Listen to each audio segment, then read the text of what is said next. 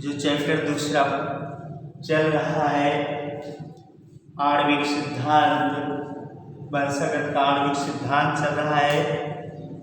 इसमें एक प्रश्न आपको दिया गया है कि निम्नलिखित को नाइट्रोजनीकृत क्षारक व न्यूक्लियोटाइड के रूप में वर्गीकृत कीजिए। ये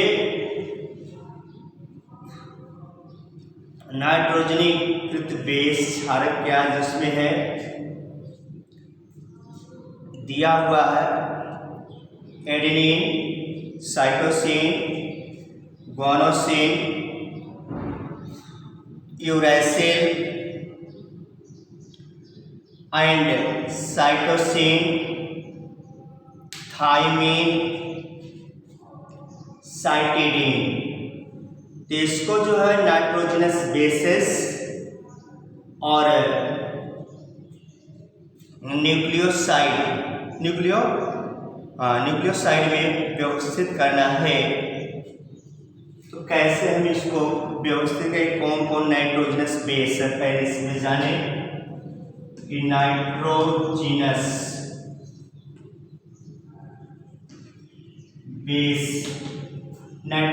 बेस कौन कौन से हैं इसमें, जैसे है ये एडेनिन, थाइमिन, यूरैसिल, साइटोसिन, ठीक, एडेनिन,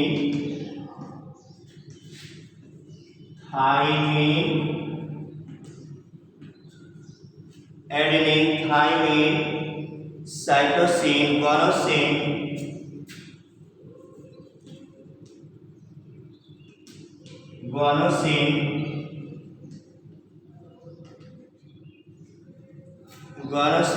यूरैसिल और दूसरा पूछा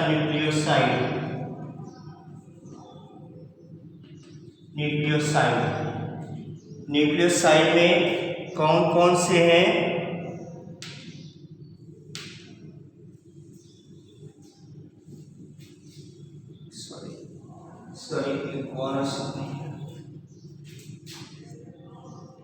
इसमें है साइटिडीन और गुआनोसिन,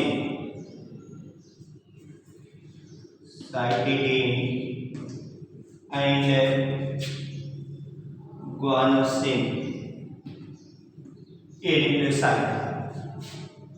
क्लियर। तो इस तरह से हमको जो है नाइट्रोजनस बेस, क्योंकि आपने पढ़ा है इससे पहले कक्षा 11 में जो डीएनए है उसमें कौन कौन से होते हैं नाइट्रोजनस बेस, pyrimidine, प्यूरिन और फिर फॉस्फेट मूलक, पेंटोज शुगर, ये होते हैं जिनके द्वारा जो डीएनए अणु की रचना होती है।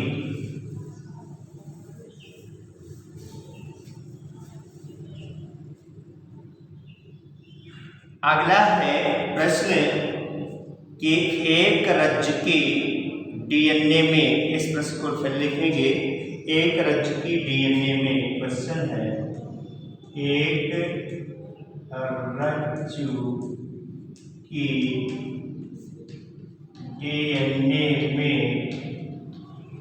रज्जुकी डीएनए में 20% साइटोसिन है, 20%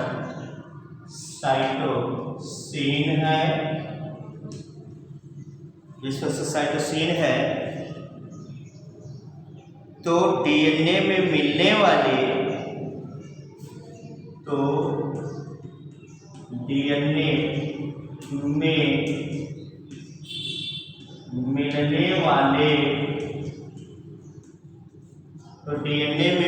वाले एडेनिन के प्रतिशत की गणना कीजिए। मिलने वाले एडेनिन के प्रतिशत की गणना कीजिए।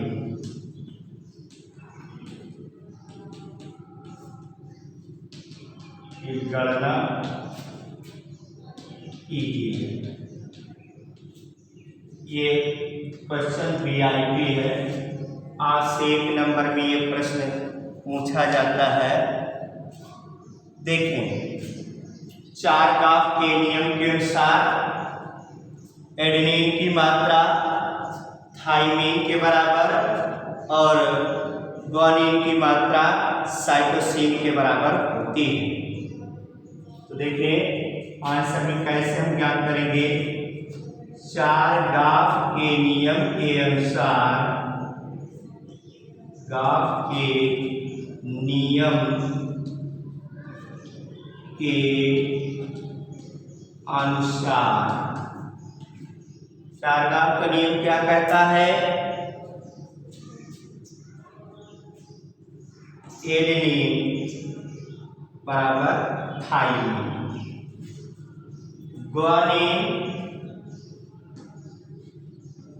ग्वानिन बराबर साइटोसिन। क्लियर? और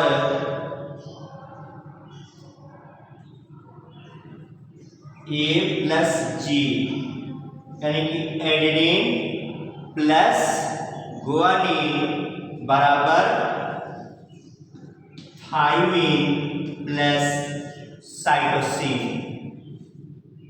ठीक ना? जिसमें दिया है क्या कि साइटोसिन 20% दिया है क्या? साइटोसिन बराबर 20%। तो जब साइटोसिन की परसेंटेज कितना है, 20% है, तो ग्वानिन की मात्रा कितना होगी? जबकि अभी आप देख रहे हैं ग्वानिन की मात्रा कितना है, साइटोसिन के बराबर। तो अतः ग्वानिन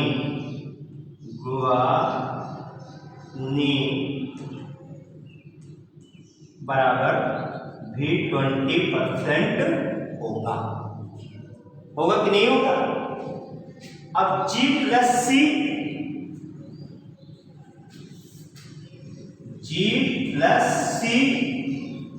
कितना हो जाएगा? 20 यानी कि 40%। भाई 20% G और 20% C हो गया 40। तो ये प्लस टी क्या होगा? तो ये प्लस टी की मात्रा क्या होगी? ये plus t equal to 100 minus 40।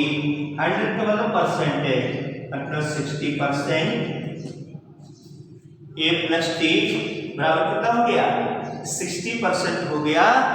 तो एडेनिन की मात्रा पूछा है, एडेनिन मात्रा बराबर एडेनिन की मात्रा बराबर क्या हो जाएगा? इसी का आधा हो जाएगा, 60/2 इक्वल टू 30%। आई समझ में? तो इस तरह से एडेनिन की मात्रा 23% होगी। ये बहुत ही इम्पोर्टेंट प्रश्न है, इस प्रश्न को आप जरूर जो है जान लेंगे।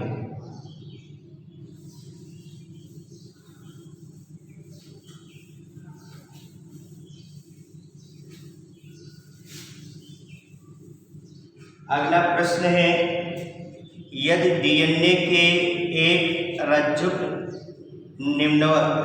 अनुक्रम निम्नवत लिखे हैं। लिखा है कि यदि डीएनए के एक रज्जुक अनुक्रम निम्नवत लिखे हैं,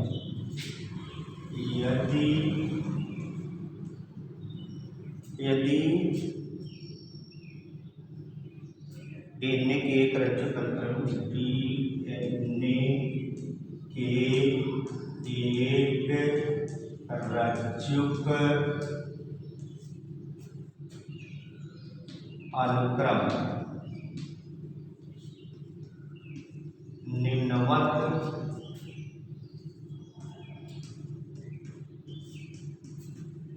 लिखे हैं। निम्नवत क्या लिखे गए हैं? 5 to 3 डायरेक्शन में है। 5 to 3 direction ATGC, ATGC, ATGC, ATGC, ATGC, ATGC।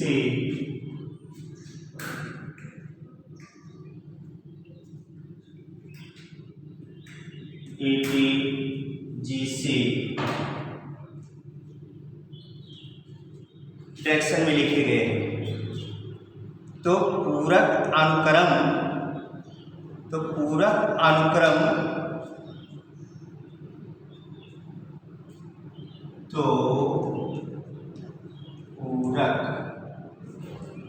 रज्जु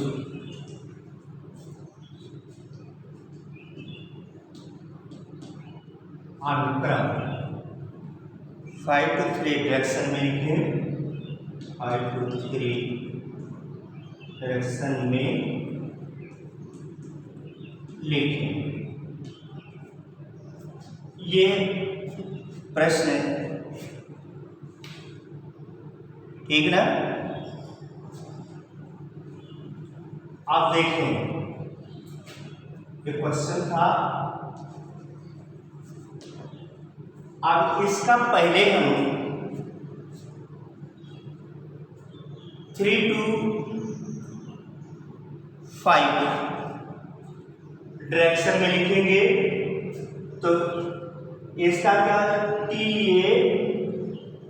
TA पहले और उसके बाद CG, TACG, TACG 7 क्रम है। तो इसका जो है 3 to 5 डायरेक्शन में लिखेंगे। 3 to 5 डायरेक्शन में क्या हो जाएगा? इसका TACG, TACG, TACG, TACG,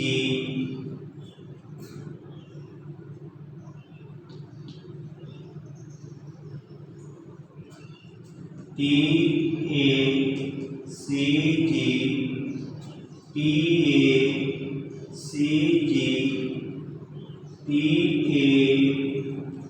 TACG,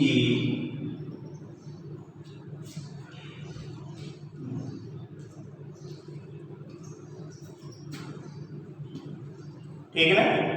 S का 3 to 5 डायरेक्शन हो गया। अब इसका 5 to 3 डायरेक्शन में कॉम्प्लीमेंट क्या हो जाएगा? अब इसका क्या लिखेंगे? GCAT, GCAT इस तरह से 5 GCAT, GCAT, GCAT,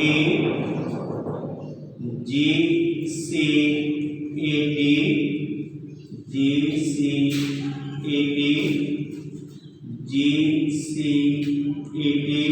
अब यहाँ पर अब आप समझ रहे होंगे कि एक अनुक्रम क्या है। जैसे जो इसमें दिया A for adenine, T for thymine, G for guanine और C फॉर साइटोसिन।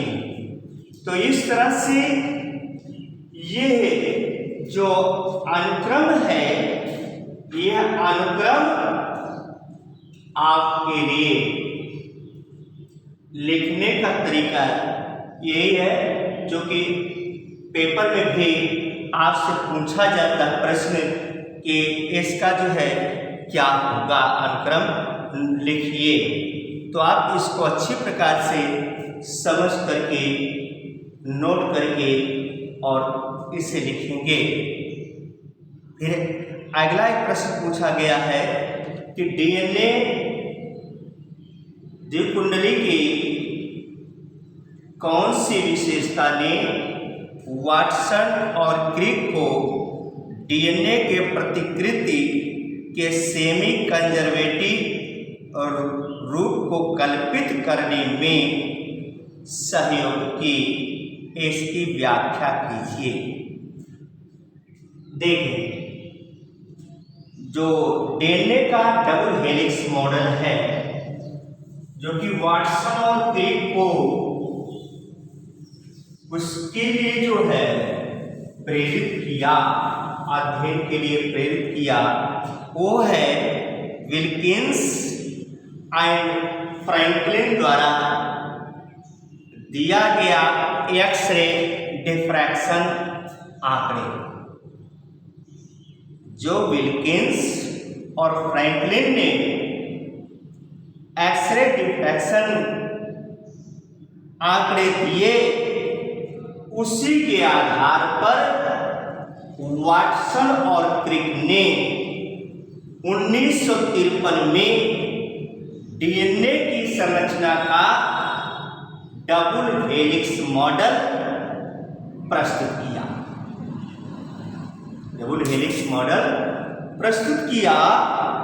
वाटसन और क्रिक के प्रारूप में दोनों पॉलीन्यूक्लियोटाइड के मध्य क्षार युग्मन उपस्थिति होता है और ये जो है एंटी पैरेलल क्रम में लगे होते हैं। तो इस तरह से आपको इसका आंसर लिखना है और इसके चित्र को भी आप स्वयं बनाएंगे। आपकी किताब में दिया होगा डीएनए का मॉडल का चित्र।